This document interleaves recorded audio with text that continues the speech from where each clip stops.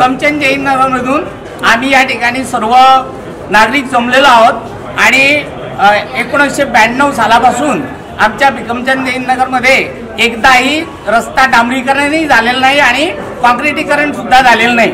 तर या रस्त्यावरती SMIT कॉलेज आहे, SMIT कॉलेजचा जो मेन रोड आहे तो मेन रोड बंद झाला तर आमची संपूर्ण वाहतूक आमच्या रस्त्याने वाहतूक सुरू होते आणि 1992 पासून या रस्त्याच्या कामासाठी आम्ही अनेक वेळा आपले माजी नगरसेवक, माजी आयुक्त आणि आमदार साहेब यांच्या वेळोवेळी भेटी घेतल्यावर सुद्धा आम्हाला कुठल्याही प्रकारच्या आमच्या रस्त्याचं काम झालं नाही।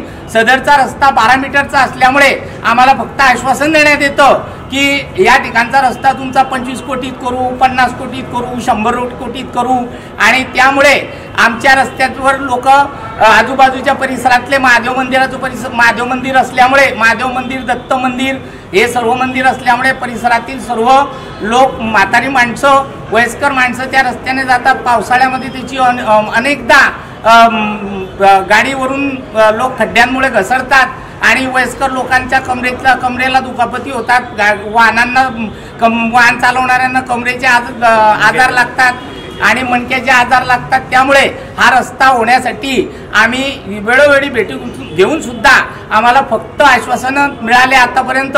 तरी आमची आयुक्त साहेबांना विनंती आहे की आता यावेळेस आमच्या रस्त्याचं काम झालंच पाहिजे आणि कुठल्याही प्रकारे आता आम्ही तो अन्याय सहन करणार नाही। तर भविष्यात आम्ही आतापर्यंत या रस्त्यावर रहिवासी 35-40 वर्षापासून आहोत आणि नगरपालिकेचे आणि जुन्या नगरपालिकेचे आणि आत्ताच्या महानगरपालिकेचे जे नियम आहे ते सर्व नियम आम्ही व्यवस्थितपणे अंमलबजावणी करत आहोत। म्हणजे वृक्ष कर, घरपट्टी कर, दिवाबत्ती कर हे सर्व प्रकारचे महानगरपालिकेने लावलेले कर आम्ही नियमितपणे भरतो आहे। पण तरी सुद्धा नियमितपणे भरत असल्यावर सुद्धा महानगरपालिकेमार्फत आम्हाला आमच्या या सुविधा कर भरल्यावर सुद्धा सुविधा उपलब्ध होत नाही। तर त्या आम्हाला सुविधा माझे आयुक्त साहेबांनी करून द्याव्या आणि आमच्या रस्त्याचं काम त्वरित करावं असं मी आमच्या या भिकमचंद नगरमधील सर्व रहिवाशांमार्फत, मी कैलास तायडे या रहिवासी असून मी सुद्धा या सर्वांमार्फत अशी विनंती करतो की आमच्या रस्त्याचं काम झालंच पाहिजे। आम्ही भिकमचंद जैन नगरमधील रहिवासी असून 20 वर्ष जवळजवळ आम्ही इथे राहतोय, पण रस्त्याचं आश्वासन झालं होत आहे।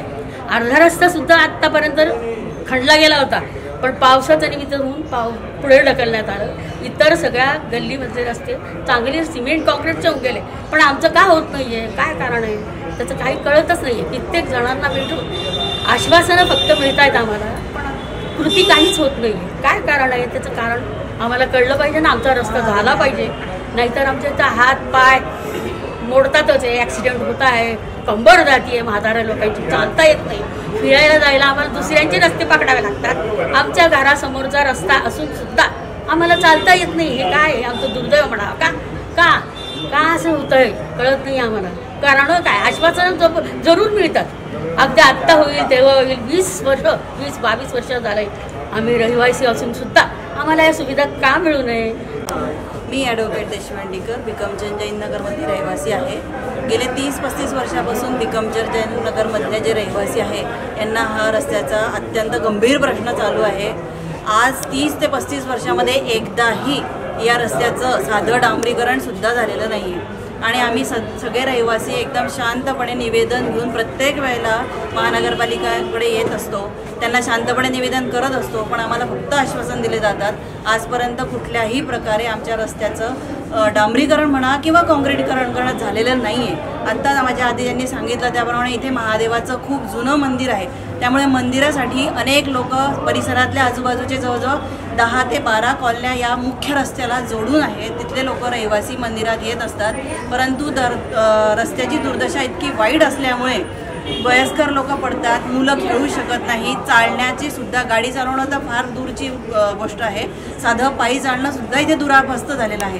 त्यामुळे आम्ही शांततेत निवेदन केले गेले आहे आणि वेळोवेळी पाठपुरावा करूनही आमच्या हाती काहीही लागलेलं नाही आहे। आज तागायत आम्हाला कधीही रस्त्याचं काम करून मिळालेलं नाही आहे। तेव्हा आमची कळकळीची विनंती आहे की आज तरी माननीय आयुक्तांनी आमचं म्हणणं जे आहे ते शांतपणे ऐकून घेऊन आमचं जे निवेदन आहे ते त्यांनी स्वीकारावं आणि लवकरात लवकर या रस्त्याचं काम एक 8-10 दिवसात तरी चालू करावं अशी आमची अपेक्षा आहे.